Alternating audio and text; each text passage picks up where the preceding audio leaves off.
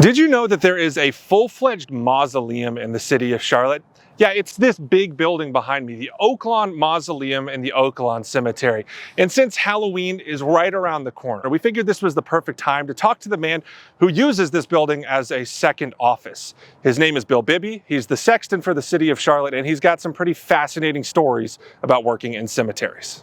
And I am joined here today by Mr. William Bill Bibby. Bill, thanks so much for joining us today. Thank you, Jason. Tell the folks at home listening and watching where we're sitting right now. We are actually sitting in the Oakland Mausoleum, which is in the Oakland Cemetery out on Oakland Avenue. It was built in 1928, and it was like the first community mausoleum built in the Carolinas by U.J. Smith Company out of Cleveland, Ohio. We're literally surrounded right now by how many bodies? 302 people are in here. And this, just to reiterate, is Bill's second office, more or less. Correct. This is my hidden office, but everybody knows where I'm at when they call me. I want to just jump into it here. Are you a grave digger, and why or why not? That is a funny question. So, you know how you go out and you have a conversation with people, and, you know, the normal question is, what do you do for a living? And my wife is normally with me all the time, and somebody asked me what I do for a living, and I just blurt it right out.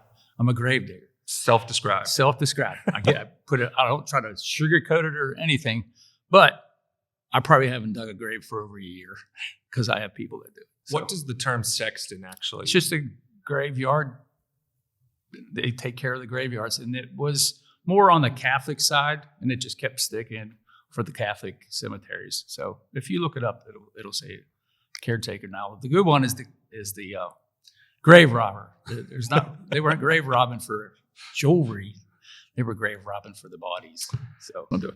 All right. So I have a goofy section here. I just started typing in on Google like graveyards and cemeteries and sort of seeing what the auto-populating were for the questions. Okay. I wanted to run some of them that highlighted both because I thought they were entertaining, and also some of them I have no idea. So if you type in "our graveyards" at the start, you get "our graveyards safe." Okay. Yes. Always? No. Can you elaborate? Maybe. Okay. Graveyards are safe if the sexton is doing the right thing. You know, and just to explain that, Elmwood, Pinewood, when I first got here, and my wife knew it right away, she knew I was going to tackle that one first because it was the most historic, but in the worst shape. I had 23 homeless people living in there. So certain things you got to do is go in, get rid of the bushes. Now you're going to get some slack from family members because I cut out the bushes. Yeah. Okay. To get the homeless out, then I lifted up the canopy of all the trees so I could see under them. Because of course, you know, normally people like me, graveyard guys, sextons, don't like trees because they tear up the granite. I'm not going to beat the city arborists in that battle. So I've learned to deal with that. So, but it's the sexton that makes it safe. You know, now I put bike lanes in. More people in the cemeteries, the less bad you're going to have, believe it or not. Except I don't want to know what goes on at night. I think what they're asking for are graves, but it read, "Are graveyards reused?" Does that mean anything to you? Graveyards reused. Okay, yeah. If they're not occupied. There's a reclaim process that you go to if you haven't heard from a family member for 100 years. Oh, so you mean like if they bought the plot, you can that resell. person never ended up being buried Correct. there? Okay. Correct. So there's like a time limit on how long you can actually hold a piece of land. Correct. Are graveyards open at night? Ours are. How late? All night long. Oh, you can come in here at 24 hours a day? Okay, that's good to know. Then if you switch over to the do graveyards question, do graveyards get full or run out of space? Yes. What happens typically at that moment? If you run your cemetery correctly, your perpetual care, if you charged enough for it, and how a cemetery works, the interest off the perpetual care is what keeps that cemetery going. Gotcha. Okay. Do graveyards smell? No. Outside, no. Inside mausoleums, yes. There's not really There's no smell here. That's why I like it. But some of them do have a smell? Yeah, they didn't seal the crypt up very well.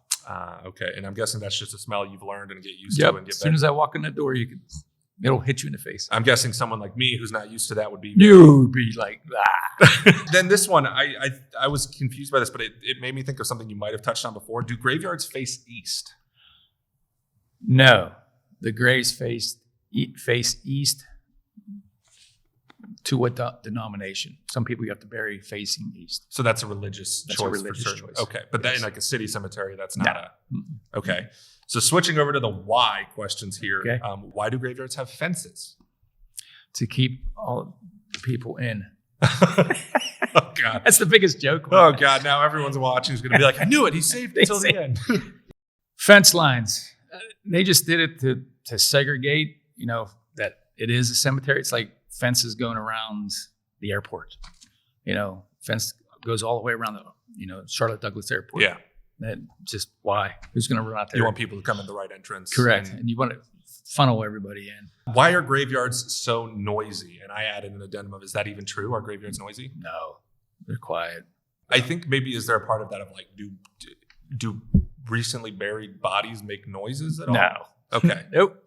See, these are good things to clear up here, folks. You're getting the true answers. You got here. that right. And then countering that, why are graveyards so peaceful was the following question. Oh, it has the sanctuary type feeling. You go into it. My favorite thing is nature. To watch the hawks chase the squirrels and the squirrels eat the nuts and everything that goes with it. And yes, do I talk to the hawks and they don't talk back? Yeah, but it's the nature part to me is the most fascinating. I kind of want to get in a little bit more about Bill here, because I feel like we talked mostly jobs. So I went to Google and I looked up the best getting to know you questions. And I'm going to rapid fire some of them off at you here real quick. Okay. All right. Let me loosen up. Limbering up here.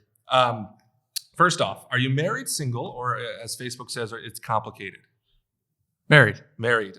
What about kids? Any family you'd like to mention or give a shout out to? 5 kids. 5 kids. Yes. We're a blended family. Wow. So my wife had 2, I had 3. That is a lot of kids. And now we're on our 4th grandchild. What are some of your hobbies outside of work? That's a lot. I love golf. I love cornhole. I was big in college with baseball. I love photography. I love classical music. What are you passionate about? And again, let's say outside of work.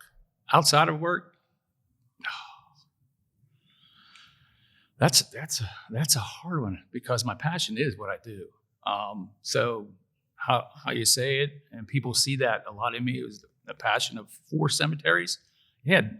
Have I stopped my families through going on vacation to look at cemeteries? I have. Everywhere we go cemetery, because that's the English and Australian terminology of it. Well, and correct me if I'm wrong, but you've taken a real active interest in the history, which is not really a job requirement. No.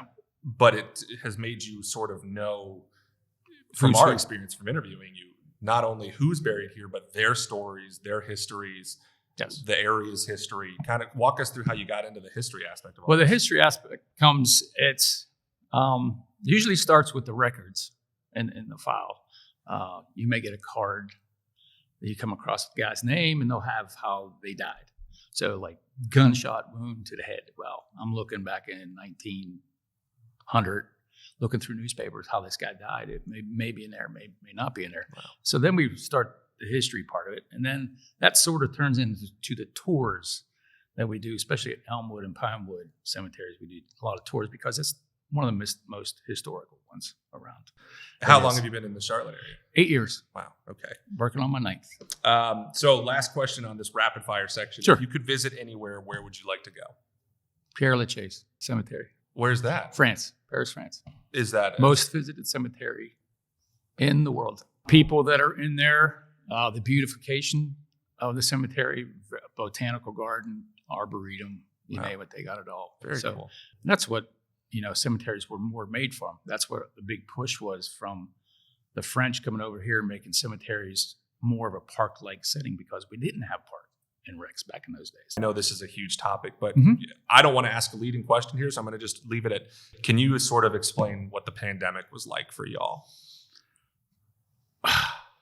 You want that in bullet points? Okay. I gained 40 pounds, stressed out.